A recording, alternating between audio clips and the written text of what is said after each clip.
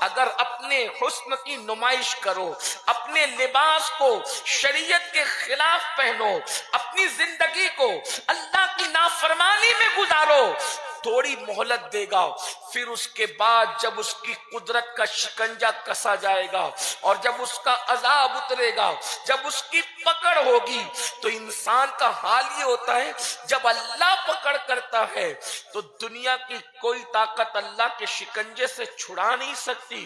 جب اللہ پکڑ کرتا ہے تو کوئی انسان مالدار ہوتا ہے تو غربت کی چکی میں پسنے لگتا ہے، کوئی صحت مند ہوتا ہے تو بیماری کے دلدل میں دھسنے لگتا ہے۔ اللہ اکبر، انسان کو صحت کے دور میں، انسان کو جوانی کے دور میں، انسان کو طاقت و قوت کے دور میں پاپ کرنا اچھا لگتا ہے، جرائم کرنا اچھا لگتا ہے۔ انسان سوچتا ہے کون دیکھ رہا ہے، مگر یاد رکھنا میرا اللہ بار بار پکار پکار کر کہہ رہا ہے ہوا معکم اینما کنتم، تم جہاں کہیں ہو اللہ تمہارے ساتھ ہے۔ نحن اقرب الیہ من حبل الورید، وہ تمہاری شہرت سے زیادہ قریب ہے، کہاں جاؤ گے، کہاں چھپو گے؟ اللہ اکبر۔ اندازہ فرمائیں سی سی ٹی وی کیمرے کی زد میں ہے تو انسان اتنا سنبھل کر زندگی گزارتا ہے، اللہ دیکھ رہا ہے، سارے گناہ ہو رہے ہیں، سارے جرائم ہو رہے ہیں۔ میری ماں اور بہنوں، دنیا کی دوسری عورتوں کو دیکھ کر کے، سیریلوں کے اندر اداکاراؤں کو دیکھ کر کے، اللہ اکبر، فلموں کے اندر فلمی اداکاروں کو دیکھ کر کے اگر ہم بھی اپنی زندگی اللہ کی بغاوت میں گزاریں، اللہ کی نافرمانی میں گزاریں، اللہ کے رسول کی نافرمانی میں گزاریں، کب تک؟ جب تک جسم کا رشتہ روح کے ساتھ جڑا رہے گا تبھی تک جرائم کرو گے، تبھی تک گناہ کرو گے۔ لیکن اللہ اکبر، ایک وقت وہ آئے گا میری بہنوں جب روح حلق میں اٹک جائے گی، ایک وقت آئے گا وہ میری بہنوں کہ جب جسم کا رشتہ روح سے ٹوٹتا ہوگا، ایک وقت آئے گا میری بہنوں جب ہمارے گھروں سے ہماری جدائیاں ہوگی، ہمارا مال ہمارا نہ رہے گا، شوہر شوہر نہ رہے گا، بال بچوں سے جدائیاں ہوگی، دنیا چھوڑ کر جانا ہے۔ قرآن ارشاد فرماتا ہے اللہ اکبر، اینما تکونوا یدرککم الموت ولو کنتم فی بروج مشیدہ، اگر تم مضبوط قلعے میں جا کر چھپو گے وہاں بھی اللہ کی موت آ کر کے رہے گی، اللہ کی طرف سے موت آ کر رہے گی۔ اللہ رب العزت کی بھیجی ہوئی موت سے مضبوط قلعے بھی تمہیں بچا نہ سکے گے۔ اللہ رب العزت جب موت کو بھیجے گا اس کی طرف سے آنے والی موت مضبوط قلعوں میں چھپنا بھی تمہیں محفوظ نہ کرے گی۔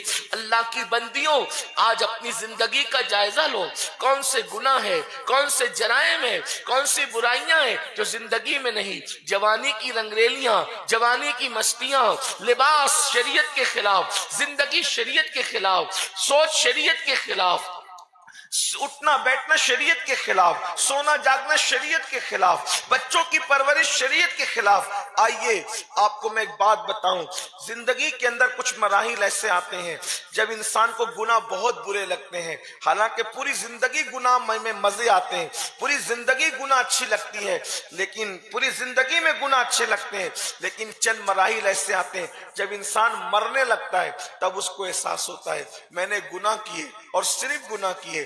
مگر یاد رکھنا اس وقت کا پچھتانا اس کو کام نہیں آتا۔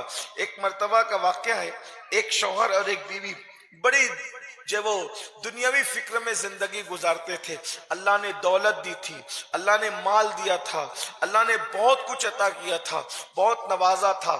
شوہر اور بیوی کا پیار اتنا مشہور تھا کہ شوہر نے اپنی بیوی کے لیے کانچ کا محل بنایا تھا، جس کو شیش محل کہتے ہیں، کانچ کا محل بنایا تھا۔ اور کانچ کا محل بنانے کے بعد اللہ اکبر، ایک مرتبہ اس کی خوبصورت بیوی اپنے بالوں میں کنگھی کر رہی تھی اور ماڈرن سوچ رکھنے والا اور دنیاوی سوچ رکھنے والا شوہر اپنی بیوی کی خوبصورت جب وہ کنگھی کو دیکھ رہا تھا، ایسے میں اس نے کہا کتنی خوبصورت ہو تم، کتنی حسین ہو تم، کتنی جمیل ہو تم۔ اللہ نے جنہیں خوبصورت بنایا ہے اس پر اللہ کا بڑا احسان ہے۔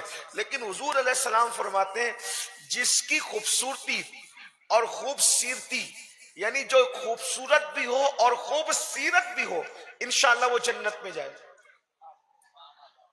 جس کو خوبصورتی بھی ملی ہو اور خوب سیرتی بھی ملی ہو، انشاءاللہ وہ جنت میں جائے گا. لیکن جس کو صرف خوبصورتی ملی اور خوبصورتی نہیں ملی تو پھر اس کی خوبصورت جلد کو جہنم کی آگ کھائے، اس کے خوبصورت جسم کو قبر کے کیڑے کھائیں گے.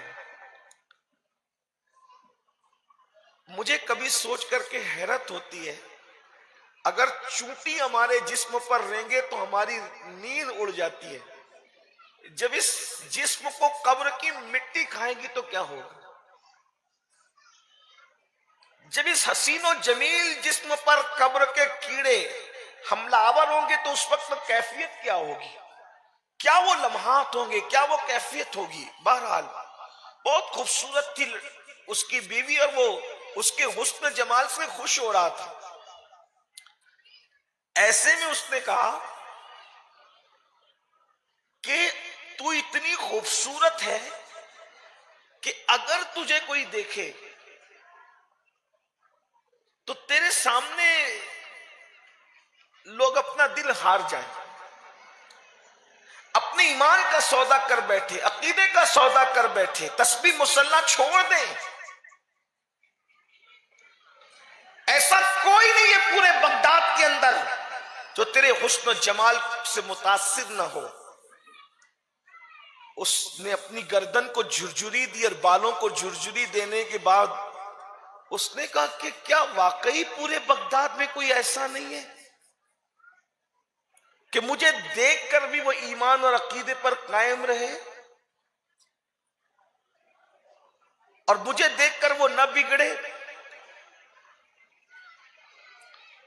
تو اس کے شوہر نے کہا کوئی مجھے ایسا نظر نہیں آتا.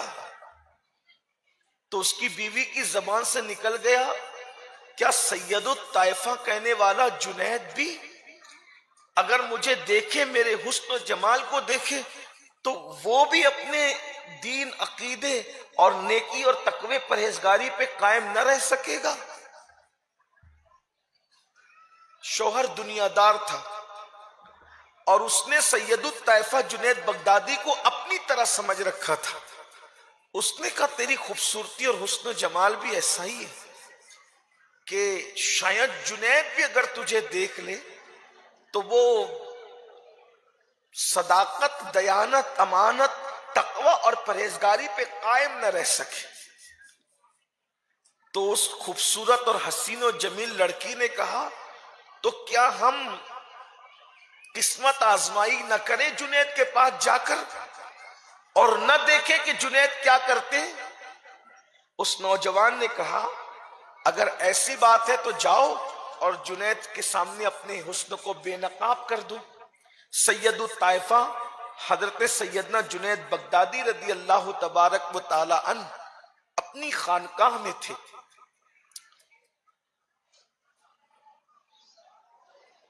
جب یہ لڑکی خانقاہ میں پہنچی تو خانقاہ میں پہنچنے کے بعد اس نے حضرت جنید سے کہا کہ جنید ایک مسئلہ پوچھنا ہے، کیا آپ مسئلے کا جواب دے سکتے ہیں؟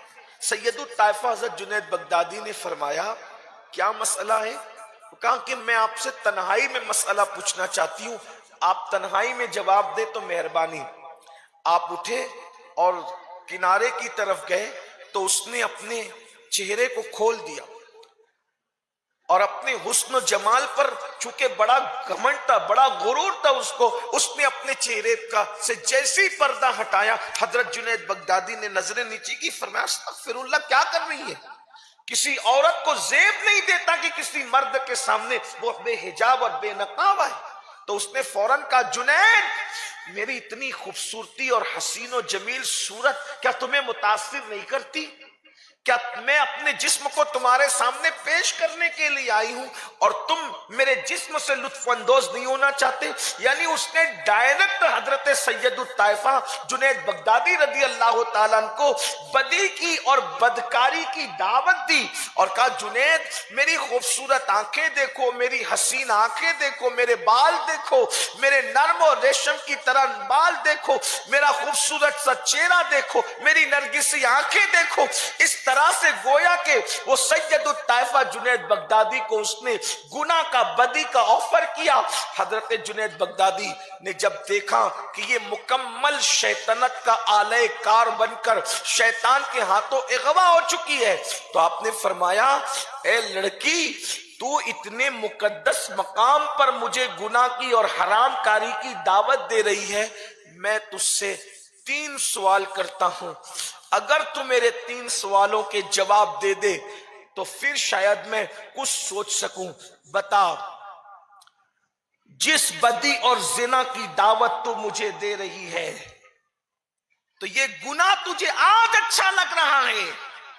अगर तेरी रूह निकाली जा रही हो, तेरे रूह और तेरे जिस्म का रिश्ता टूट रहा हो, हजरत मलकुल मौत तेरे सर पे खड़े हो और जिस वक्त तेरे जिस्म से रूह परवास कर रही हो, तो क्या ये गुनाह तुझे अच्छा लगेगा जिसकी तू मुझे दावत दे रही है? उस वक्त बता, ये गुनाह तुझे कैसा लगेगा? इस गुनाह के बारे में तेरा क्या ख्याल है? जैसे उसने हजरत सैयदुत ताइफा जुनैद बगदादी से मौत का जिक्र सुना तो फौरन लरज गई और उसने कहा, जुनैद, उस वक्त किसको गुनाह अच्छा लगता है? मैं थोड़ा सा अपनी बहनों को भी बताना चाहता हूं कि ये तू मुझे बदी की दावत दे रही है ना, अगर मौत के वक्त ये गुनाह तेरे सामने तो तुझे कैसा? उसने कहा, मुझे अच्छा नहीं लगेगा। फिर फरमाया, जिस गुनाह की मुझे तू दावत दे रही है लड़की, जिस वक्त तेरे नामे आमाल तेरे सीधे हाथ में या उल्टे हाथ में दिया जाएगा, नामे आमाल की तकसीम होगी, उस वक्त ये गुनाह तुझे कैसा लगेगा? उसने कहा, अच्छा नहीं लगे।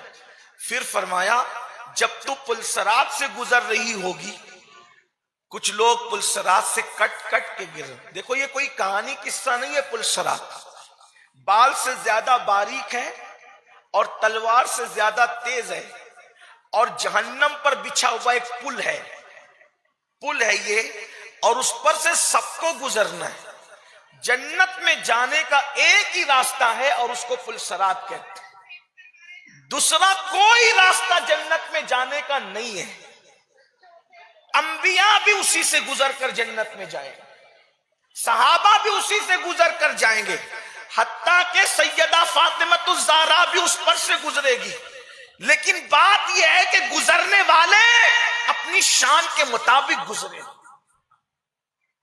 सोचो हमारा क्या हाल होगा। तो सैयदुत ताइफा जुनैद बगदादी फरमाते हैं, ए लड़की, जिस बदी और बदकारी की तू मुझे दावत दे रही है, जब तू पुलसरात से गुजरेगी तो उस वक्त ये गुनाह तुझे कैसा लगेगा? तो उसने कहा, ऐ जुनैद, मुझे उस वक्त भी ये गुनाह अच्छा नहीं लगेगा। तो हजरत जुनैद बगदादी फरमाते हैं, जब इतनी मुश्किल घाटियों से बेटी तुझे गुजरना है, जिसे मौत की घाटी कहते हैं, जिसे आमाल की तकसीम की घाटी कहते हैं, जिसे पुलसरात से गुजरने की घाटी कहते हैं, तो फिर ये गुनाह तू क्यों कर रही है? याद रख, दुनिया की लज्जतें बहुत दिन तक नहीं है। और फिर हजरत जुनैद बगदादी सैयदुत ताइफा ने उसको नसीहत की, तो नसीहत करने के बाद उसकी जिंदगी बदल गई, उसकी जिंदगी तब्दील हो गई, उसकी आंखों में आंसू आ गए। उसको एहसास हुआ, जिना, हुस्न की नुमाइश, खूबसूरत बाल, हसीनो जमील आंखें और उभरते हुए रुखसार, यही सब कुछ नहीं है। अरे नादान है वो लोग, ये तो यहीं पर कब्र में मिट्टी होने वाली चीजें जिस पे इंसान नाश कर रहा है। लज्जतें खत्म होगी, खाने छूट जाएंगे, मकान छूट जाएंगे, लिबास छूट जाएगा, ज़ेवरात छूट जाएंगे और शौहर छूट जाएगा, बाल बच्चे छूट जाएंगे। सोचो तो सही, बार बार हम पढ़ते इन्ना लिल्लाहि व इन्ना इलैहि राजिऊन, बेशक हम अल्लाह के लिए और उसी की तरफ लौट कर जाना है। लौट के जाने की बात सब करते, लौटने की तैयारी